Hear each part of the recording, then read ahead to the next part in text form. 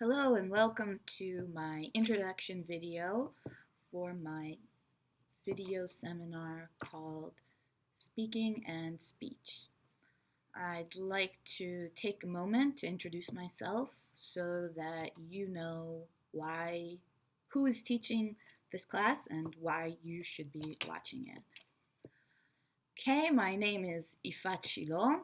My nickname is Kiki. I can tell you why later.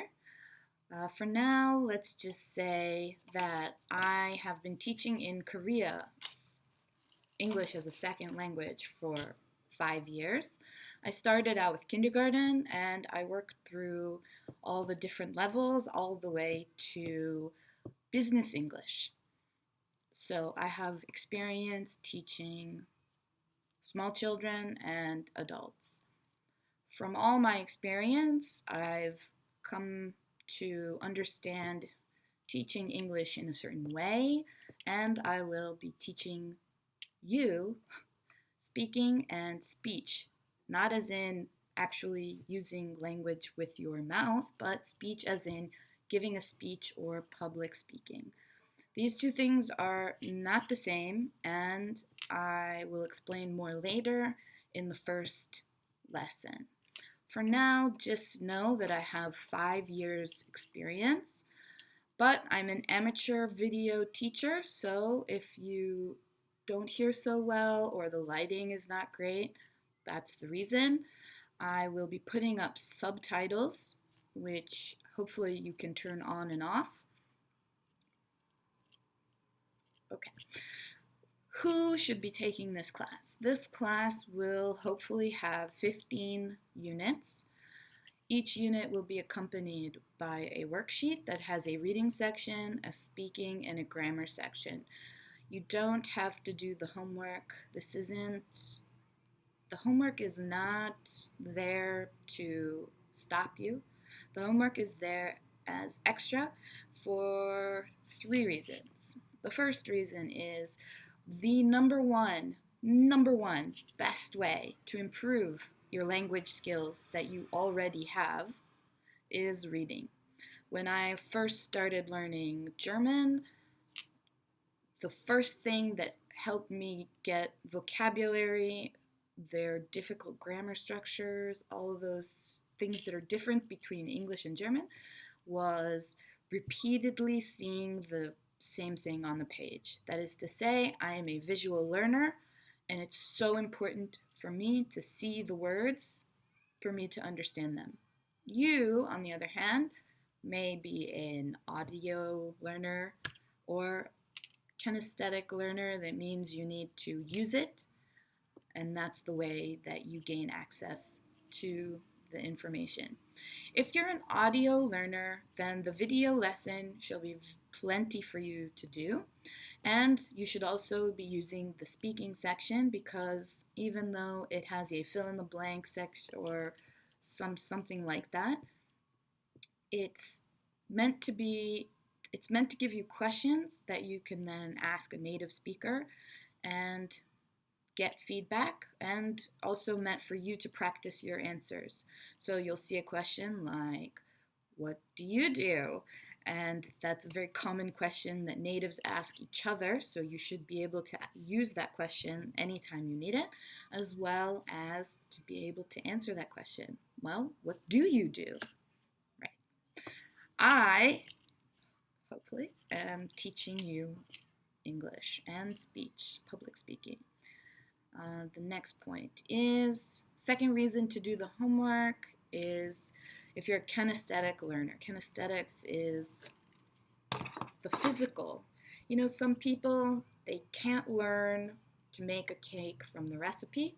They just need to do it.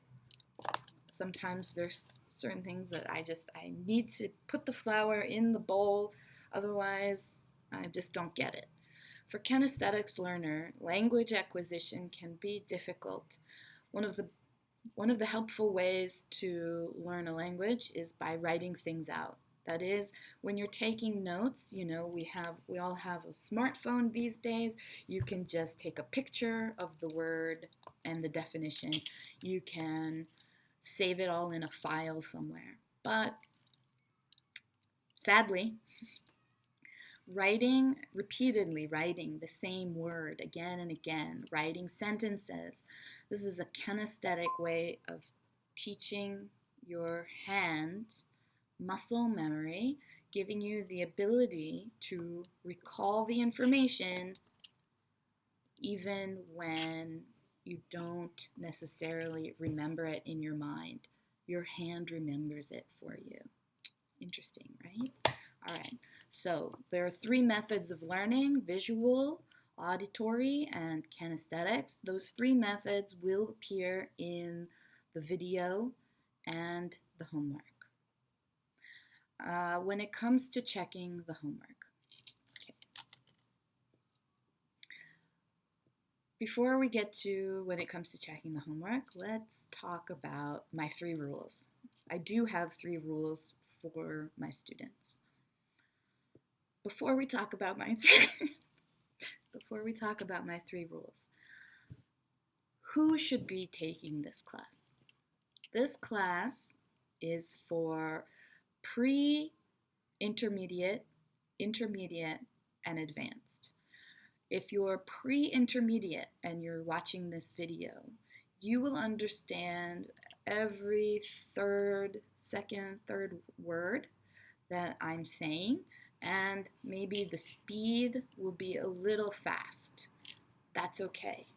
You don't have to understand everything.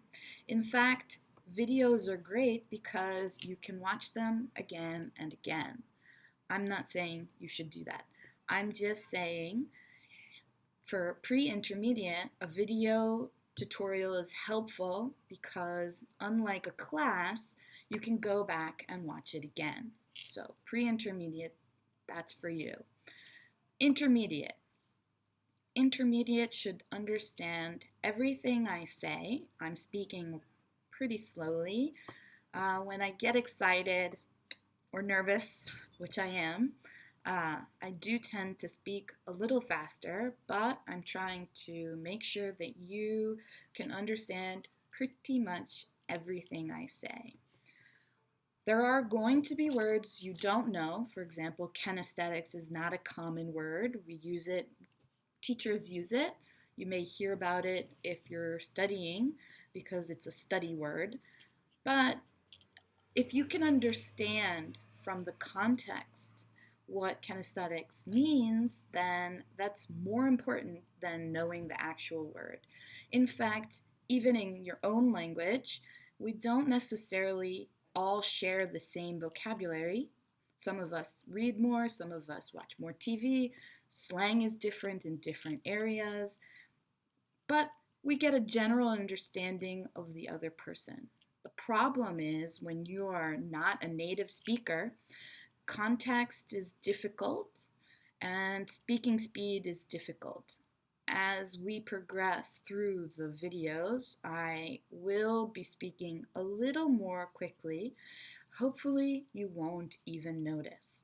The point is that as you watch more of the videos and as you practice more of the speaking, you yourself will improve even to the degree where I can speak in a native, natural pace, which is much more like this, and you won't notice that I've sped up.